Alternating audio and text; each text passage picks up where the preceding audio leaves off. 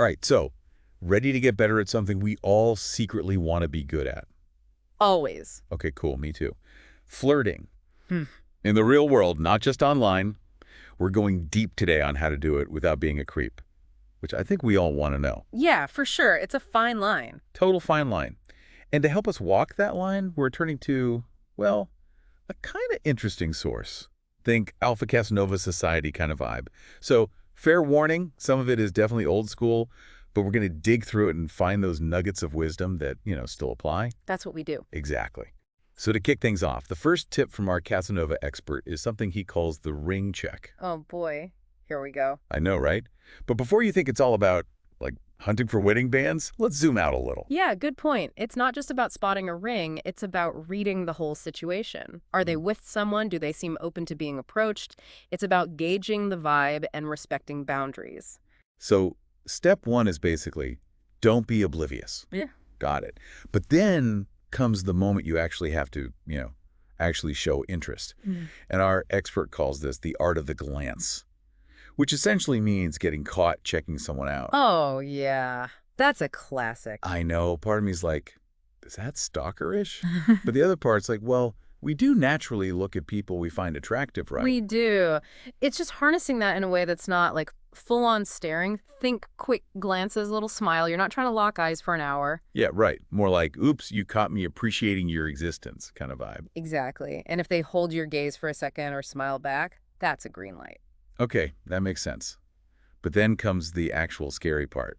Yeah. Actually walking over and talking. I think we've all had that moment where we just freeze. Oh, 100%. I still get nervous approaching people. So what's the secret? Our Casanova friend actually has a tip for this. He talks about approaching with confidence, but his words are not too fast, not too slow, none of that gangster limp. Okay, I am picturing that right now. It's vivid. I know, right? But the point is, confidence is attractive, right? Fumbling makes it awkward for everyone. But you know what I've found helps with confidence? Being prepared. Have a question ready so you don't just stand there like, oh, nice weather we're having. Totally. I always try to think of something specific to say. What caught my eye about them? What could I genuinely ask them about? Right, because that shows you're actually interested, not just throwing out random lines. Okay, so observation plus a little planning. Got it. What's next on the Casanova checklist? Compliments. But this is where things get a little, well, A little out there. yeah. Because, okay, our source loves compliments, Mm-hmm. but he also tells this story about complimenting someone who just ran over your dog. What? I know. It's like, wait, what's the context here? Okay, yeah, no. Timing and sincerity matter, right. A compliment at the wrong moment, or if it sounds fake, it's not going to work. It has to be genuine. And I think this is where a lot of people get it wrong. So not commenting on someone's physique right off the bat. Probably not the best opener. Focus on something specific. Their style, maybe a piece of jewelry, or even just their sense of humor. You want to show you're paying attention to them as a person, not just, Yeah. hitting on them. Exactly. Okay, I can see how that's more like respectful and comfortable for everyone. Yeah. So be genuine, be specific, avoid the creep factor. It's almost like common sense. Yeah, a little bit. Flirting doesn't have to be some complicated game. True. Yeah. Speaking of respectful, though, how do you know when to bow out gracefully? What if the vibes just aren't there? You know what? Our Casanova guy actually has some decent advice on this. He talks about reading the situation and not pushing it if someone's not interested, especially if you're not likely to see them again, which I think is smart. Totally. So how do you exit smoothly without being awkward? I think just keep it simple, It was nice chatting, but I should let you get back to what you were doing. Or, I've got to run, but it was great meeting you, that kind of thing. Yeah, I like that. No pressure, just a pleasant interaction. But let's be real. Most of us want flirting to lead to, more. So how does Casanova recommend taking things to the next level? Oh, this is where he uses the phrase, pull up your big boy panties, gentlemen, and ask for their number. I'm sensing a theme here. Tough talk, but then solid advice. Yeah, right. And when it comes to asking for a number, he's right. It can feel scary, but it's really just a simple request. And here's the thing. A no is not a personal attack. So true. It just means it's not a match. And confidence, respecting their answer, that's way more attractive than being pushy. So how do you ask without sounding, well, Desperate. I think just be direct. I really enjoy talking to you. Would you be open to exchanging numbers? Or if you're interested, I'd love to get your number and maybe grab coffee sometime. Pretty straightforward. But what if they say no? That can be a real confidence killer. Oh, definitely. It stings. But rejection is part of the game. Not everyone's going to be into you, and that's fine. You got to be resilient. So resilience is key. Got it. But here's where things get even more interesting. We live in a world of dating apps, right? Where flirting is a whole different ballgame. And guess what? Our Casanova expert has thoughts on this too. He recommends an app called Hot or Not, which, if I'm being honest, sounds a bit, Superficial. yeah. A little bit. But then again, a lot of apps kind of are, aren't they? They are. It's interesting to think about, right? How tech is changing how we date. But we should unpack that a bit more. Definitely.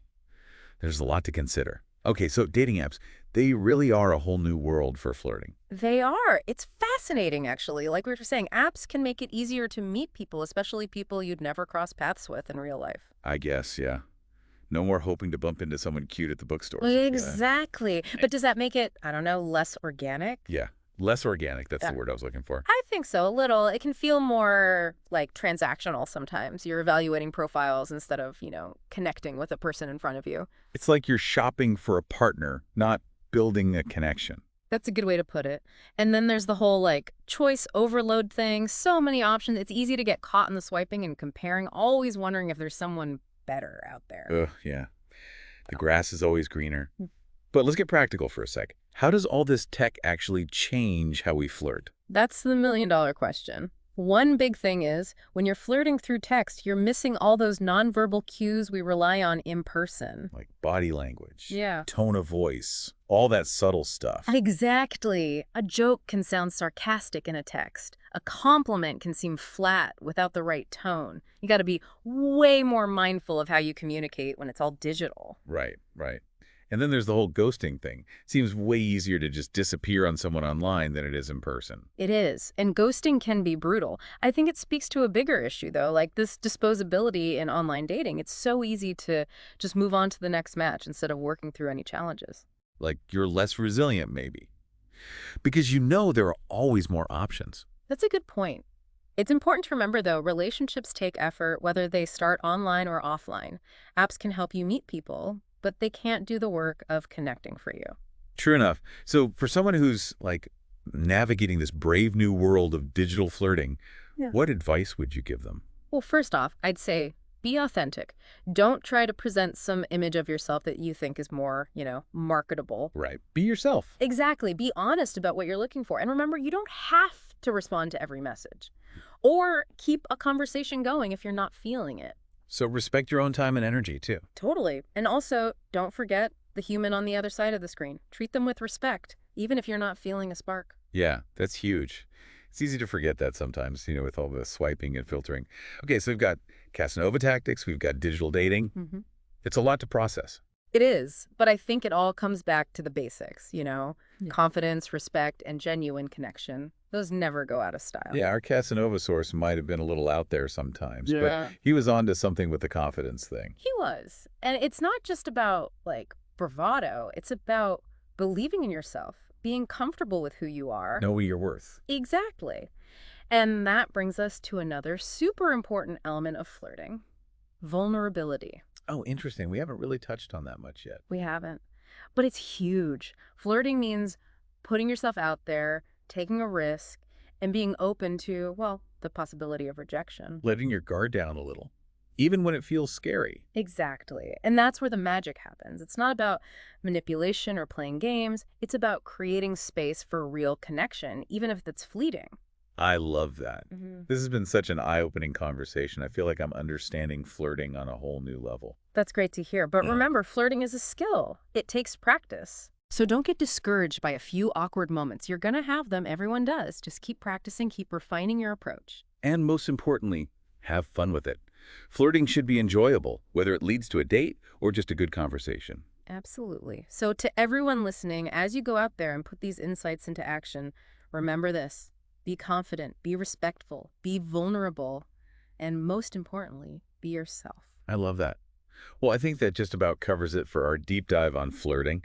So Wow, we've covered a lot of ground today, huh? From like old school Casanova tactics to modern dating apps. We have. It's amazing how, even with all the ways things have changed, the basic principles of flirting stay pretty consistent. Yeah, it really does come down to like confidence, respect, and that genuine connection. Exactly. And you know what? It's easy to get caught up in all the like techniques and stuff, but ultimately it's about connecting with another person, putting yourself out there, being open to, whatever happens. Totally.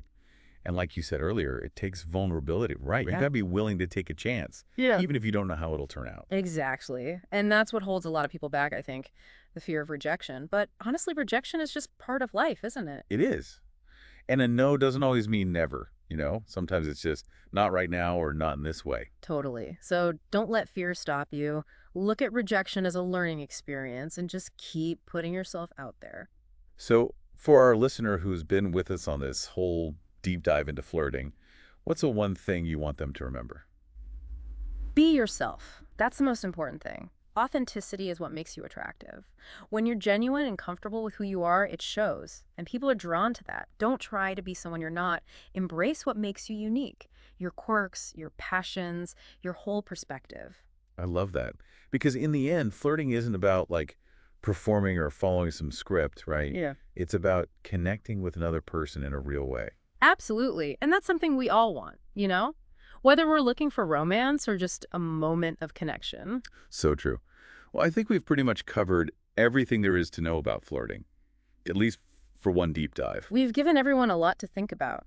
And hopefully some confidence to go out there and, practice their flirting skills. And remember, most importantly, have fun. Don't take it too seriously. Relax, enjoy the process, and see where it leads. You never know what amazing connections you might make. Well said. Thanks for joining us on this deep dive into the art of flirting. And to everyone listening, we'll see you next time for another fascinating exploration. Until then, stay curious, stay connected, and keep those sparks flying.